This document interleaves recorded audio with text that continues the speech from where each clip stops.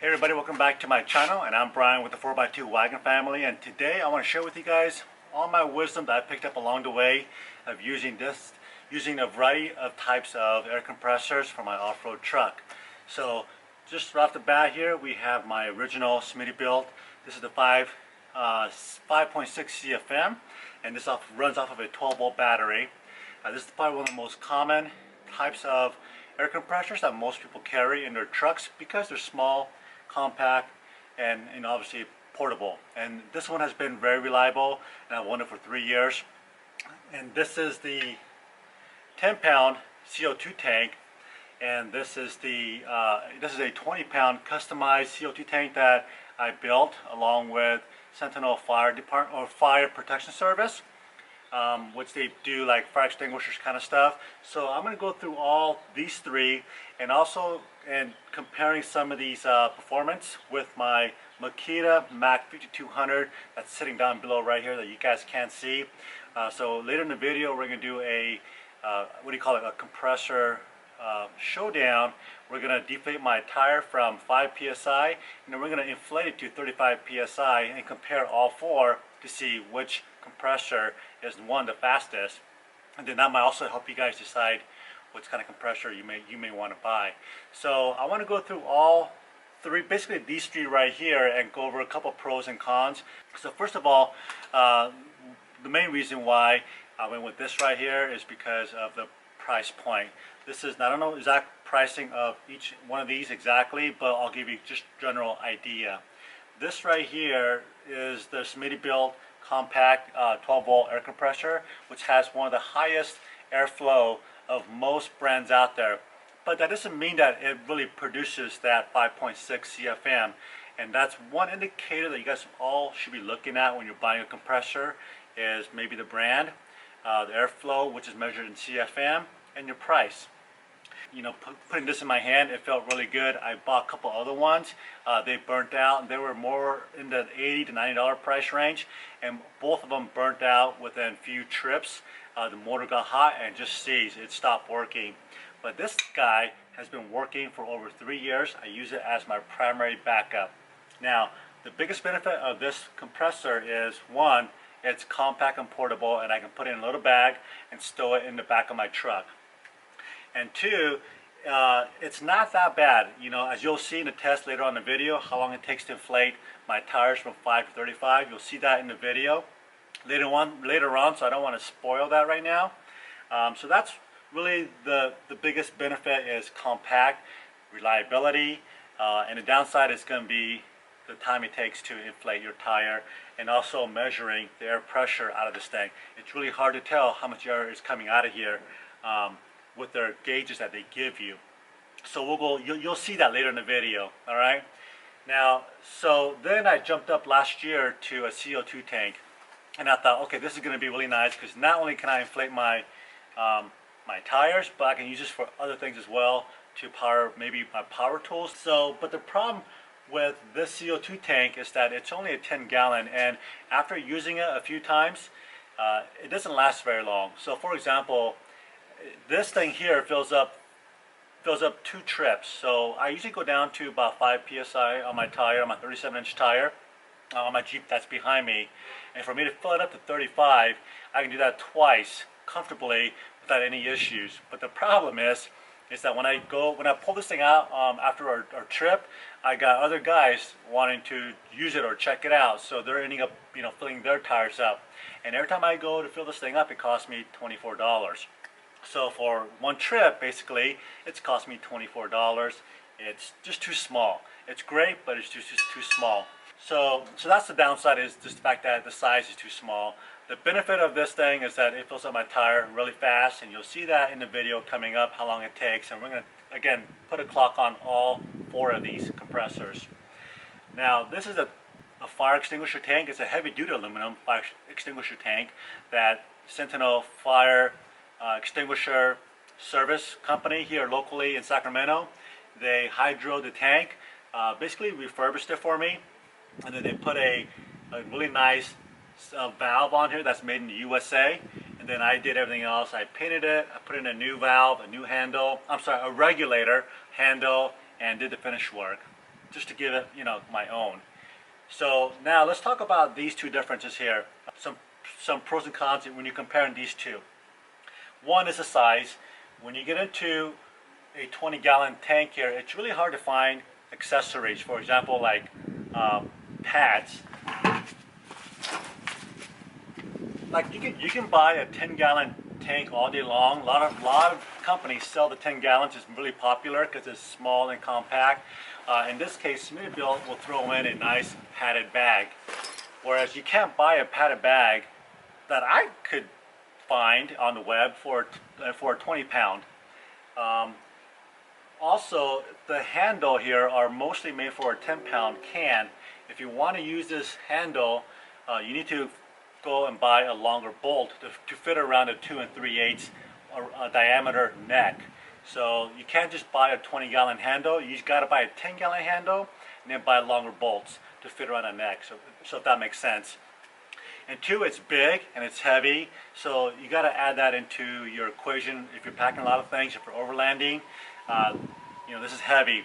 However, if you guys are overlanders and you're going on multiple trips, this 20-pound will last you much longer, obviously, because it's double the size of this. The number two difference here is the valves. Now, this valve is made in China, the Smittybilt, and as you guys don't know, I think everything that I know of from Smittybilt is made in China. Okay, so that's why they're originally priced, but they got a lot of product lines, and they're fairly affordable. Whereas this valve is made in the USA, and I'm not sure exactly what company makes that valve, but it says on the side made in the USA, and this is made in China. Now, the regulators, this is also made in China, and mine I bought from Priest Precision, and these guys are based out of Bend, Oregon, where I lived for many years, and made in the USA. On the regulator itself, it's nicely polished with a name on it, stamp on it, and you can just trust, in my opinion, you can have a better confidence that things that are made in USA is probably going to be much better quality than made in China, just due to the tight, you know, R&D tolerances. They got a lot of competition, so we understand competition, and it's not always about making it cheaper and faster. It's about quality, and especially when you get into these high pressure tanks, safety should be number one thing on your mind. Is what's right for me or whatever. You need to understand that these are very dangerous, and although they all have, and both of these are both DOT approved, so you can carry it in your vehicle, but you got to ask yourself, all cylinders come with this, you know, high pressure valve relief. So if this gets expanded with too much pressure, this little safety valve in the back will release and all the air will rush out. Okay, so then you got to ask yourself, especially me, I've got a family in my vehicle that we off-road a lot, is which brand or which product of these cylinders and the regulators am I going to trust? If this thing ever pops off or something like happens to it, this becomes basically a rocket, a weaponized can, and it's highly pressurized. So you need to understand that. So if you guys are looking out for other types of cans, it may not be Smittybilt, but other types of cans, you ask some questions, do your research, and look at the finer details of the regulators and the valves. Where was it built? Okay. Whereas if you build your own, which I did, you can purchase everything here that are made in the USA. So there's that. Okay, one quick update. So one thing I wanted to point out to you guys, hoses are really important when you're selecting if you decide to go with the air tank or CO2 tank, just know that when the air comes out of the tank, it becomes a freezing temperature. It's super cold. And so I've tried a couple of the PVC hoses. For example, the one that Smittybilt provides. This is a PVC hose, and what I've noticed is that after about my second and third tire, half of this becomes frozen and very rigid, and it's hard to flex like this. I've also bought some other PVC hoses I've used, and it's the same thing. It freezes, and it's hard for the hose to expand, like, you know, in and out. However, I switched to this hybrid hose, which is, I believe, a combination of rubber and PVC, and it has no problem. It never freezes over. So this might be something you may want to consider. This is made by Harbor, or you can buy this at Harbor Freight. It's a company called Diablo. This is their premium line hoses, and these are good for minus 30 degrees. Or if you guys have just simple rubber hoses, that seems to work really well as well. Just any rubber hose for air works fantastic. Now this is a 1/4 inch, and my other hose I have at the house is a 3/8 inch. Just so you know, I did a test of these tanks and on my tire with a 1/4 inch hose and a 3/8 hose width or inside diameter, and the time it takes to inflate, it makes no difference. It's actually the same. So the bottleneck is really that comes out of these regulators. It only comes out so much, and so it doesn't. So if you guys are wondering, hey, will the bigger diameter hose make a difference?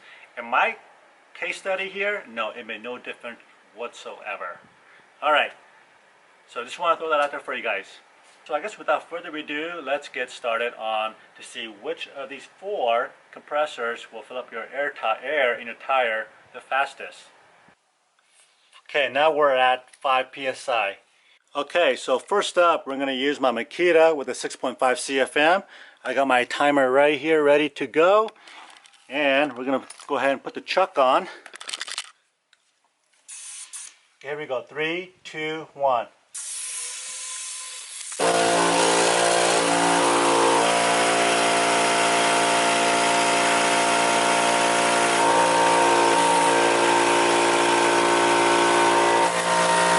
Okay, so we got it to 35 psi in 1 minute and 52 seconds.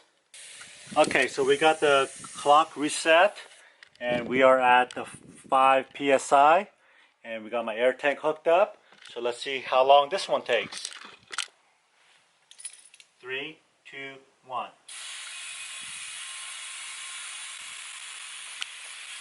You can hear the massive amount of air going into the tires. That's pretty impressive. And listen, yeah, it's really quiet. So that's one of the another benefits of going with the air tank system. It's quiet.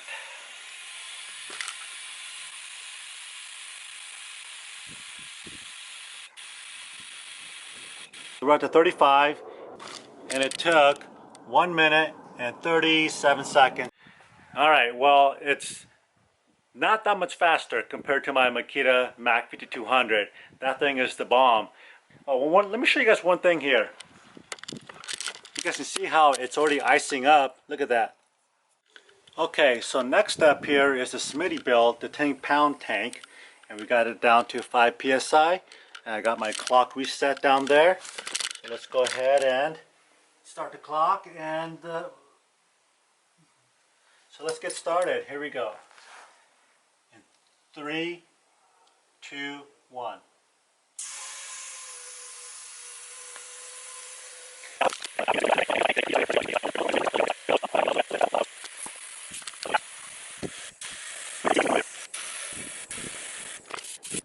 Okay, so it's at 35 psi, and it stopped at 134.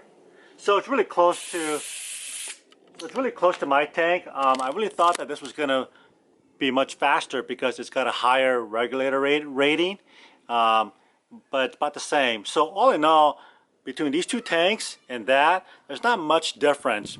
20 seconds difference between all 3 right here. Here you can also see the Smittybilt is also forming a little frost around the regulator, the inlet, and that's pretty typical. It's super cold. This gauge is not accurate unless you turn the power off the unit. Then you might get a fairly accurate reading. It's rough estimate, but it's not exact. It's not as exact as my digital gauge right here that I've been using. But just to let you guys know that we are at, let's plug it in. Let's take a look. 3, 2, 1.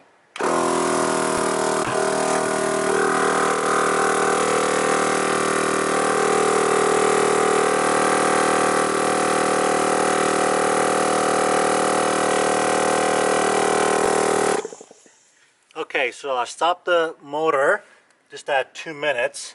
I want to check my pressure, and it says here I'm at just a little bit below 25 psi. But I'm going to unscrew this and check it with my air pressure.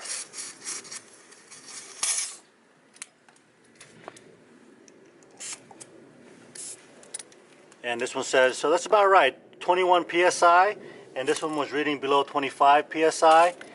So this is sort of accurate as long as you turn the motor off. So let me screw this back in.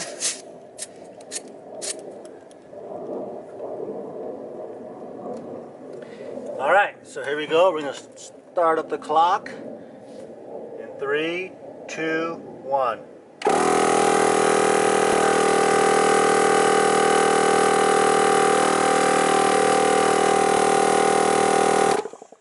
Okay, we're at 3 minutes right now, and I'm going to check the air once again.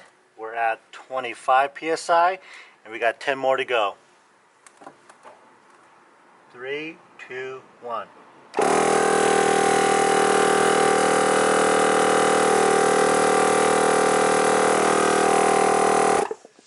Okay, we're going to stop at 4 minutes right now and check the pressure. Looks like we're at 25, 32. It's hard to tell, so let's go and unplug this thing. And that's, again, the downside of this air gauge is that they go in increments of, I think, 5. Okay, so we're at 34 psi right now, just at 4 minutes.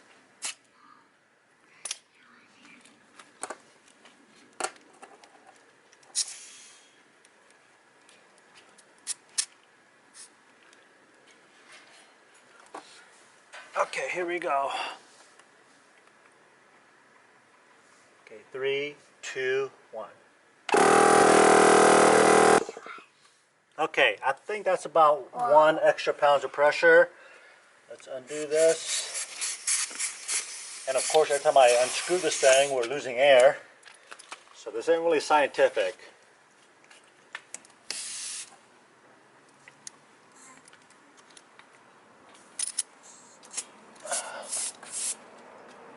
And we're at 35.6, so we'll call it 35.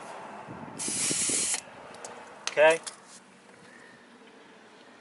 And that took 4 minutes and 14 seconds.